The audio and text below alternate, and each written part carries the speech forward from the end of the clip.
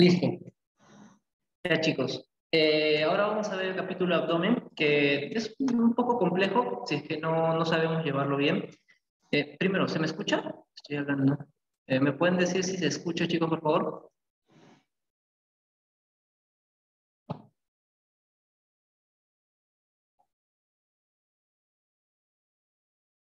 poco bajito. Otra vez. A ver. Ahí, ¿me escuchan?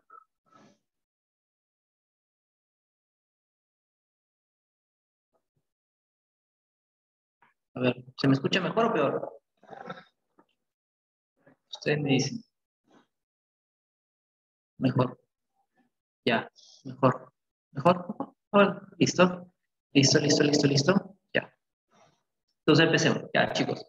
Ya me presenté. Vamos a ver ahora la parte de introductorio de abdomen. ¿Ya? Pero antes de eso me dijeron que tenía que hacer como una especie de técnica para que puedan estudiar abdomen.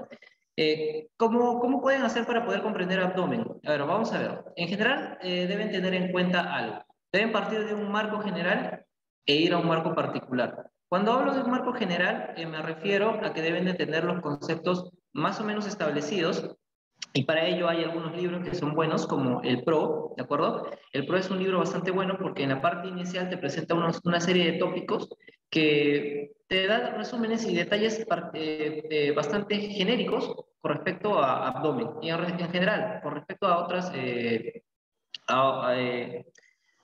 a otras partes también de la anatomía, ¿de acuerdo? Así es que el PRO es un buen libro, el MUR también tiene algunas cosas, y toda esta información que ustedes tengan, que van a ir de un marco general a un marco particular, a un marco particular, deben de considerar que todas estas informaciones deben hacerle un correlato clínico, es decir, ¿por qué están aprendiendo anatomía? Por ejemplo, en el caso del sistema ventricular, ¿por qué es importante los ventrículos? ¿Por qué es importante saber el líquido cefalorraquídeo? No se los he dicho, pero bueno, pues es importante conocer esos espacios porque se pueden hacer funciones, ¿de acuerdo? Funciones para la extracción de líquido cerebroespinal. En el caso de anatomía, ¿por qué es importante estudiar cada una de esas partes? Por ejemplo, a nivel del marco general, si hablamos de la cavidad abdominopélvica, debemos de recordar las hernias, ¿de acuerdo? Pues hay un correlato clínico con respecto a ello. Y con respecto al peritoneo, debemos recordar una patología quizás bastante conocida, la peritonitis. Y a nivel de la información que nosotros vamos a tener, una información teórica con respecto a un marco particular, va a ser un correlato con alteraciones patológicas. ¿Ya? Listo. Este es un cuadro, un esquema con respecto a el tipo de estudio que de repente pueden coger, que es mediante la repetición espaciada. ¿Qué quiero decir con la repetición espaciada?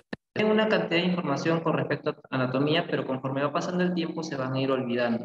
Para que no suceda eso, ustedes deben recordar más o menos, no debe pasar mucho tiempo para que ustedes tengan un refresco de esta información.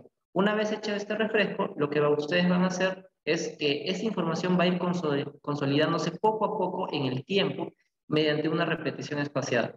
Lo que les sugiero en este sentido es que la información que ustedes obtengan con respecto a sus diferentes cursos y anatomía es que el primer repaso que tengan entre información e información sea un poco, no sea tan extensa, es decir, puede ser incluso de 3 o 4 días más o menos, o una semana, entre el segundo repaso y el tercer repaso podría ser de 2 semanas más o menos, entre el tercer y el cuarto podría ser de 3 o 4 semanas y así hasta un mes, de modo que esa información va a ir consolidándose poco a poco, ¿ya? Espero que este pequeño tip les sirva. Ahora vamos a ir con abdomen, ¿de acuerdo? De lleno, por completo. Y vamos a ver algo genérico, ¿de acuerdo? Vamos a tratar de avanzar lo más rápido posible. Entonces, cuando nosotros hablamos de abdomen, debemos de recordar que la cavidad abdominal, o bueno, hablamos mejor de una cavidad abdominopélvica como tal, ¿de acuerdo? Que va a tener límites óseos, límites musculares, y vamos a ver cuáles son esos límites óseos. A nivel superior, los límites vamos a tener a nivel superior, ¿no? Vamos a ver que va a empezar a nivel de la vértebra T12, va a ir por el borde interno de la 12ª costilla, va a ir por el reborde costal de la unión cartilaginosa hasta la apófisis sifoides. De igual modo va a seguir en el lado contralateral. Y en la parte inferior vamos a tener que va a estar dado por la pelvis mayor, que va a estar dado por el promontorio, las alas del sacro y la línea ignominada. Y hacia la parte posterior vamos a tener a las vértebras lumbares, ¿no? Que van a tener sus propias características, un cuerpo mucho más grande, una apófisis espinosa un poco más voluminosa, una apófisis transversa que va a ser una apófisis transversa más larga, que se le denomina apófisis costiforme, ¿de acuerdo? Ahora, en la parte superior es importante recordar este ángulo que se le conoce como el ángulo subcostal o el ángulo de Charpy, que va a medir más o menos entre entre 70 y 110 grados aproximadamente. Y eso es importante para ver la constitución somatotópica de las personas. Por ejemplo, si tiene un ángulo subcostal menor a 70 grados, va a ser una persona delgada, que se le clasifica como leptosómica. Si tiene una o tiene un ángulo de Sharpe más o menos entre 70 y 110 grados, se le va a considerar como normosómico, y pícnico al que tiene un ángulo subcostal mayor a 110 grados. ¿De acuerdo? Este es el reparo óseo que nosotros debemos recordar. Ahora, a nivel muscular, recordemos que la cavidad abdominopélvica va a estar separada en la parte superior por un músculo importante que es el diafragma, que es un tabique muscular que nos va a estar limitando las vísceras del tórax y las vísceras del abdomen, ¿de acuerdo? El diafragma. Y en la parte inferior también vamos a tener un tabique muscular, el cual va a estar constituido por el diafragma pélvico, el cual va a estar conformado por los músculos elevadores del ano. Y hacia la parte superior va a estar conformado por los músculos como el cuadrado lumbar y el músculo iliopsoas también, o el psoas mayor simplemente. Y hacia la parte anterior y lateral va a estar constituido por los músculos anterolaterales de la cavidad abdominal, ¿de acuerdo? Entonces, de ese modo vamos a tener una cavidad completamente cerrada por estructuras musculares y estructuras óseas, ¿ya? Continuemos. Lo que debemos recordar a nivel abdominal es que el abdomen va a estar dividido o va a estar segmentado en nueve regiones. Hay algunos que lo dividen en 4, pero comúnmente se habla de 9 segmentos, ¿de acuerdo? 9 segmentos abdominales. Y es importante para la práctica clínica. Va a estar conformado por 2 líneas verticales y 2 líneas horizontales. Las líneas verticales nosotros las vamos a ubicar, para que se acuerden, desde la línea medio clavicular hacia la parte inferior, descendiendo, hasta la parte media o la porción media del ligamento inguinal, ¿de acuerdo? Así vamos a tener nuestras 2 líneas verticales. ¿Y cómo van a estar formadas las 2 líneas horizontales?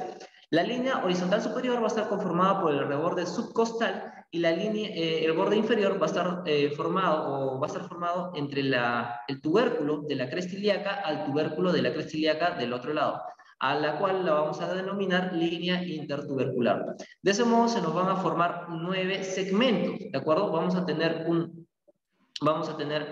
epigastrio, un hipocondrio derecho, un hipocondrio izquierdo, ¿de acuerdo? Vamos a tener un mesogastrio, vamos a tener un flanco derecho, un flanco izquierdo, vamos a tener un hipogastrio y vamos a tener una fosa ilíaca derecha, una fosa ilíaca izquierda. Y todos estos nombres que ustedes están viendo en esta parte son las estructuras anatómicas que se van a evaluar o se encuentran a este nivel, ¿de acuerdo? Es importante que recuerden qué estructuras anatómicas se encuentran a este nivel. Se lo dejo para que luego le den una chequeada, ¿ya? Vamos a continuar. A nivel abdominal, lo que nosotros debemos recordar es que va a estar constituido por capas, ¿de acuerdo? Va a estar constituido por piel, tejido celular subcutáneo, un sistema de fascia muscular, una fascia endoabdominal, tejido preperitoneal, el peritoneo parietal, cavidad abdominal como tal. Eso es lo que nosotros vamos a encontrar desde la parte superficial hacia la parte interna, ¿ya? Y toda esta parte de la pared anterior va a estar inervada, va a tener una inervación sensitiva por los nervios intercostales desde el 8º hasta el 11º nervio intercostal, por el nervio subcostal, por el nervio iliohipogástrico y por el nervio ilioinguinal, ¿de acuerdo? Además de que va a estar formado también por tejido celular subcutáneo. Pero continuemos. Ahora, con respecto a los músculos que nosotros vamos a encontrar en la pared anterolateral, ya, porque son músculos de la pared anterolateral, vamos a tener al músculo recto del abdomen, al músculo piriforme, al músculo oblicuo externo del abdomen, al músculo oblicuo interno del abdomen y al músculo transverso del abdomen, ¿de acuerdo? Esos son los músculos que van a formar parte de la pared anterolateral. Hay otro grupo de músculos que forman parte de la pared posterior, y esos músculos son el psoas mayor y el cuadrado lumbar. Ahora, ¿cuáles son las principales funciones de cada uno de estos grupos musculares?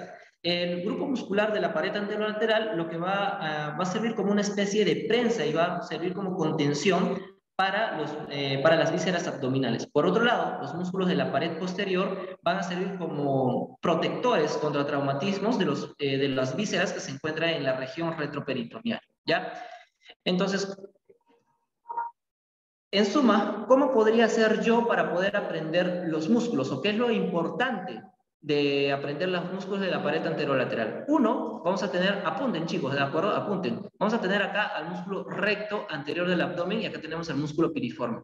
Entonces, este recto anterior va a ir desde la parte del quinto cartílago costal, séptimo cartílago costal, hacia la parte de la sínfisis, ¿de acuerdo? De la sínfisis hasta el pubis, ¿de acuerdo? Va a ir hasta el pubis. Lo importante de esto es que recordemos que estos músculos en la parte anterior van a generar una serie de dependencias, ¿de acuerdo? Dependencias fibrosas.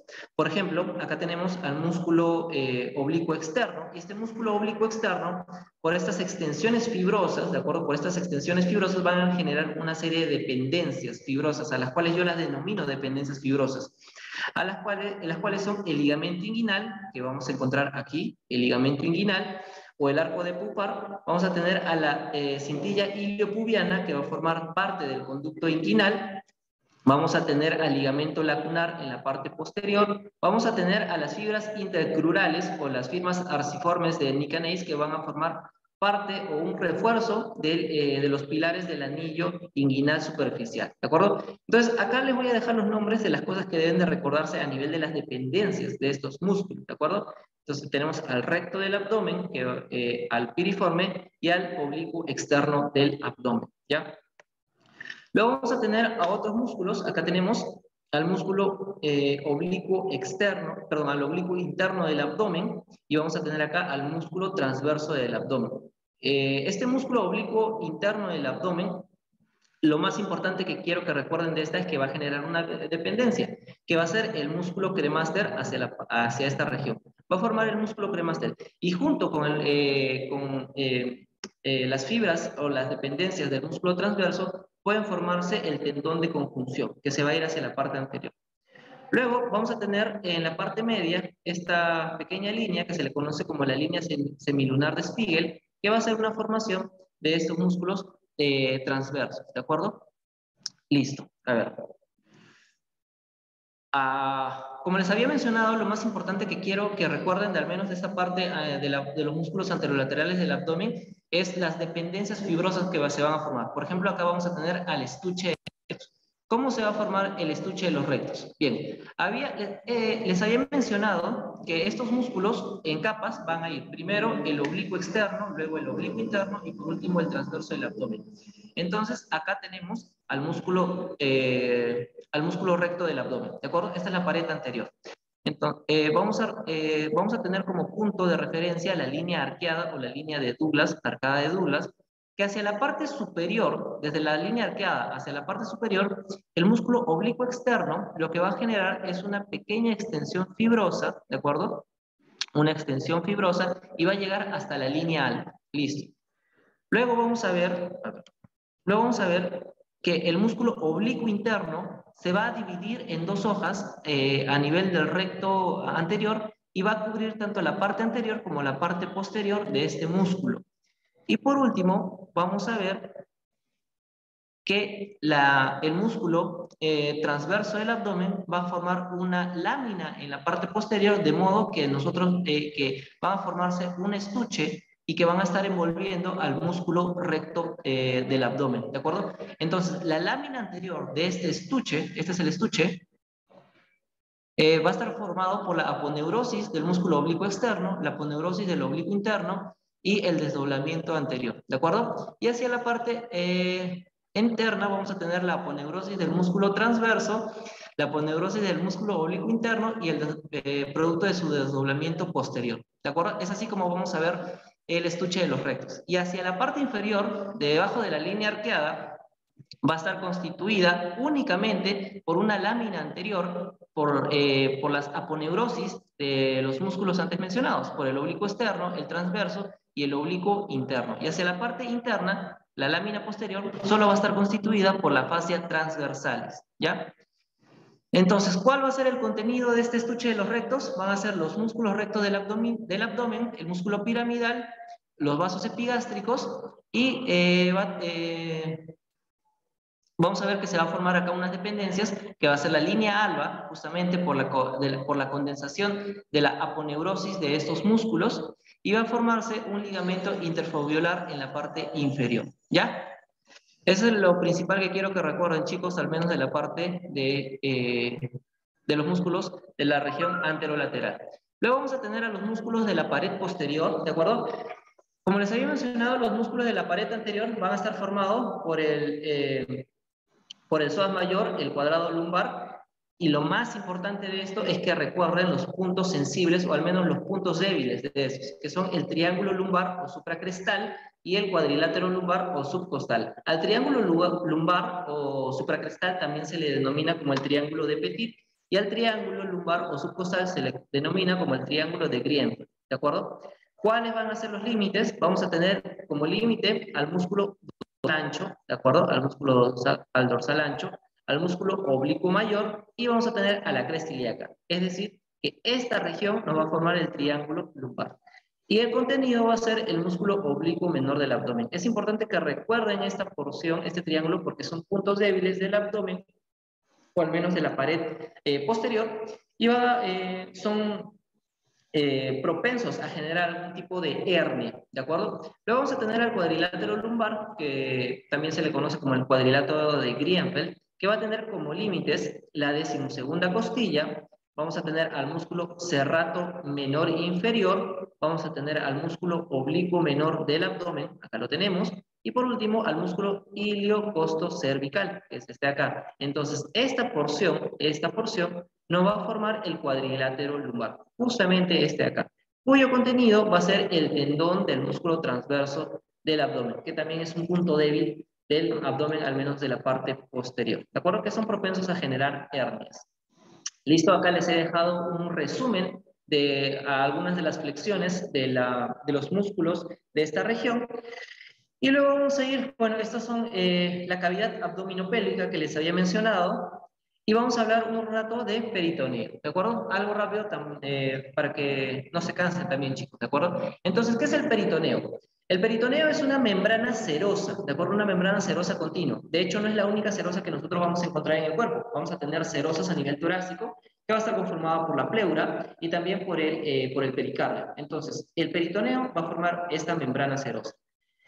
El peritoneo vamos a dividirla en dos hojas, una capa parietal, la cual va a estar adosada a la cara interna de la cavidad abdominopélvica, y una peritoneo visceral, el cual va a estar envolviendo a todas las vísceras de la cavidad abdominal, ¿ya? Entonces, el peritoneo parietal, como lo había mencionado, va a estar tapizando todas estas regiones, y una de sus principales características es que va a estar inervada por los nervios por los mismos nervios que van a estar inervando las paredes de la cavidad abdominopélvica, ¿de acuerdo? Y también van a tener la misma vascularización. Es decir, que este peritoneo parietal va a presentar o va a tener un dolor localizable, ¿de acuerdo? Cuando hay una inflamación de este peritoneo parietal, nosotros vamos a poder localizar el dolor justamente por el tipo de inervación que tiene. Tiene una inervación somática, presenta una inervación somática, exceptuando en esta parte inferior, que va a estar inervada por el nervio frénico. La irritación que se va a presentar a nivel de esta cara interna, en la cara diafragmática del peritoneo, lo que va a generar es un dolor sordo, es decir, que ese dolor se va a transferir, o bueno, o lo vamos a percibir a nivel de los dermatomas C3, C4 y C5, ¿de acuerdo? Acuérdense de ello. Y por último vamos a tener el peritoneo visceral, el cual va a estar cubriendo, como lo había mencionado, todos los órganos de la cavidad abdominal, y este peritoneo va a tener una inervación autónoma, es decir, que los nervios que van a estar inervando estas vísceras va a compartir esta misma inervación, el peritoneo visceral. Por lo tal, cualquier irritación que va a presentar a nivel de este peritoneo visceral va a ser un dolor de tipo difuso, no localizable, ¿ya? Esa es la principal diferencia que deben de recordar a nivel del peritoneo tanto parietal como visceral. Entonces, ya, hablando de forma general, ¿cómo yo puedo estudiar el peritoneo? Porque es una de las cosas que a veces a uno se le complica un poco antes de pasar netamente a los órganos. El peritoneo, vamos a ver que cuando nosotros los estudiamos, va a presentar una serie de dependencias, ¿de acuerdo? Estas dependencias, nosotros las vamos a conocer como dependencias peritoneales, las cuales van a estar divididas en meso, omentos, ligamentos y fascias de coalescencia. ¿Cuáles son las características de cada uno de ellos? Los mesos van a estar relacionando en la pared peritoneal posterior con algún órgano de la cavidad abdominal. Esa es la principal característica. Va a tener vascularización y va a tener también inervación. Va a llevar algunos filetes nerviosos. Los omentos son repliegues de peritoneo que van a estar relacionando una víscera con otra víscera. Por otro lado, los ligamentos van a estar, son medios de fijación sobre todo, no van a estar relacionando tanto vísceras ni nada por el estilo. Pero la principal diferencia entre un meso, omento y el ligamento es que los ligamentos no van a presentar ningún tipo de vascularización. Y por último vamos a tener las fases de coalescencia que son parte del desarrollo embrionario, que bueno, acá están las diferentes fases que vamos a tener, las fases de Toll 1 o las fases de Toll en general, las fascias de Treis y las fascias de Fredet. A nivel de los mesos vamos a tener cuatro, ¿de acuerdo? Vamos a tener al mesenterio, al mesocolon transverso, al mesocolon sigmoides y al mesoapéndice. A nivel de los omentos vamos a tener a los epiplones, al epiplon mayor, al epiplon menor, al epiplon gastroesplénico y al epiplon pancreatoesplénico. Y a nivel de los ligamentos, en realidad hay una gran cantidad de ligamentos, pero se habla sobre todo de aquellos que son fijos, como los que van a estar relacionados con el hígado y los que van a estar relacionados con el colon y con el vaso. A nivel del hígado vamos a tener a los ligamentos coronarios, triangulares, falciforme, redondo y los ligamentos venoso arancio. Y los que van a estar, a ver, los omentos tienen vascularización, claro. Tanto los omentos como los mesos van a presentar vascularización y lo vamos a ver en un momento. ¿Cuál es la principal diferencia entre un meso y un omento? Es la relación. Los mesos van a estar relacionando pared peritoneal posterior con las vísceras, con los órganos de la cavidad abdominal, mientras que los omentos van a estar relacionando víscera con víscera. ¿De acuerdo? Esa es la principal característica. Los ligamentos son solamente medios de sugestión o medios de sustento de los órganos. Listo, entonces ya este es un esquema general en realidad de todas las dependencias que debemos recordar y vamos a ir de lleno a los mesos. No voy a ahondar tanto en ellos, pero sí quiero más o menos que sepan dónde están ubicados, ¿de acuerdo? Entonces vamos a tener el mesenterio. El mesenterio es este de acá, ¿de acuerdo? Vamos a tener el mesenterio. ¿Cuál es la principal rama? Cada una de estas estructuras, tanto los mesos como omentos, van a tener estructuras vasculares particulares e importantes que se recuerdan, ¿de acuerdo?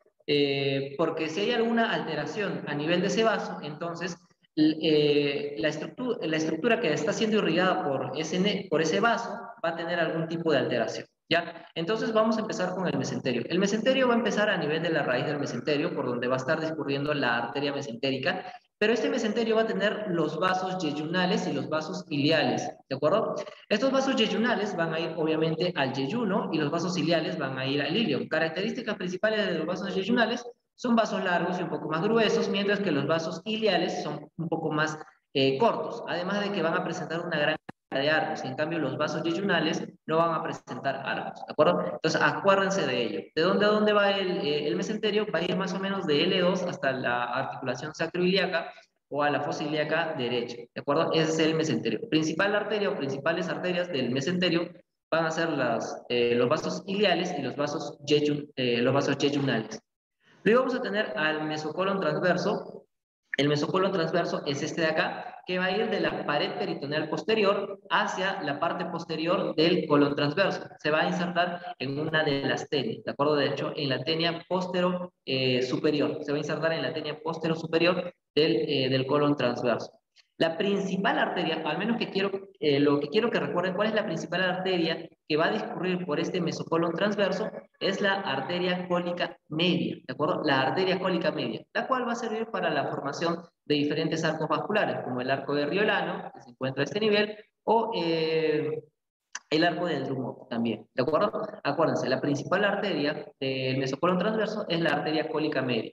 Luego vamos a tener al mesocolon sigmoides, que se va a encontrar a nivel del colon sigmoides, aquí lo tenemos. La principal arteria o los principales vasos que van a llegar a este nivel son los vasos sigmoideos, que son ramas de la arteria mesentérica inferior, ¿ya? Luego vamos a tener al mesopénice a ese nivel, que la principal arteria va a ser la arteria apendicular, que es una de las ramas finales de la arteria mesentérica superior. Acuérdense qué arterias están relacionadas con cada una de estas dependencias peritoneales, ¿ya? Eso es lo más importante que se deben de recordar, al menos de la parte de mesos. De los omentos. De los omentos les había mencionado que son 4 también. Vamos a tener al epiplón mayor o al epiplón gastrocólico, ¿de acuerdo? Este va a estar relacionando la curvatura mayor del estómago y va a ir hacia la parte anterior del colon transverso. El principal vaso que vamos a encontrar acá son los gastroepiploicos, los cuales van a dar ramas epiploicas y van a formar un arco vascular, el arco vascular epiploico en la parte inferior. ¿De acuerdo? Acuérdense, ¿cuál es la principal los principales vasos del epiplón mayor? Son los vasos gastroepiploicos. Luego vamos a tener el ligamento pancreatohepático, ¿de acuerdo? Perdón, al ligamento gastrohepático. Este ligamento gastrohepático va a estar relacionando la curvatura menor del estómago con parte del duodeno hacia la cara visceral o a la cara interna o la cara inferior del hígado, ¿de acuerdo? Va a tener 2 porciones, una porción ligamentosa un poco más transparente y una porción más rígida, más consistente, por donde va a estar pasando el pedículo hepático. ¿Cuál es la principal arteria que va a pasar a ese nivel? Son las arterias gástrica derecha y la arteria gástrica izquierda, ¿ya? Listo. Y bueno, uno de los nervios que va a estar pasando justamente por esta curvatura es el nervio de Lertaliet o el nervio gástrico anterior. ¿Listo? Luego vamos a tener al epiplón gastroesplénico. El epiplón gastroesplénico va a estar relacionando parte de la curvatura mayor del estómago con la cara visceral del vaso, ¿de acuerdo? Por eso se llama gastroesplénico. ¿Qué arterias van a estar ahí? Van a estar las arterias esplénicas, arterias gástricas también, arterias gástricas cortas. Por último, vamos a tener el ligamento pancreatoesplénico, que es este de acá, que va a estar relacionando la cola del páncreas con la cara visceral del vaso, ¿de acuerdo? Ahí vamos a tener a pequeños vasos esplénicos, ¿ya? Listo. Esto es al menos recuerden qué vasos están relacionando con cada una de las dependencias peritoneales, en este caso los omentos. Por último, vamos a tener acá ya los ligamentos. Estos ligamentos son medios de sujeción, como les había mencionado, y permiten mantener en una posición a los órganos. En este caso vamos a ver que los que están relacionados con el hígado, vamos a tener acá al ligamento coronario, ¿de acuerdo? Vamos a tener a los ligamentos coronarios en la parte posterior, ¿de acuerdo? A ligamentos coronarios, aquí, a los ligamentos triangulares, que justamente son por la confluencia de los ligamentos coronarios a los extremos de cada uno a los extremos de los ligamentos coronarios, ¿de acuerdo? De acuerdo, acá vamos a tener los ligamentos triangulares.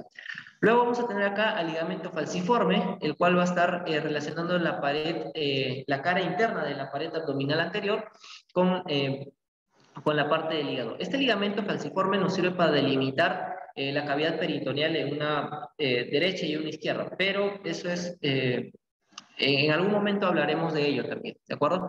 Y el ligamento redondo, por último, que es un rezago de la vena umbilical, ¿de acuerdo? Es un rezago de la vena umbilical que va a estar en la parte posterior, justamente va a estar conectando o va a estar relacionándose mediante el ligamento de Arancio, ¿ya?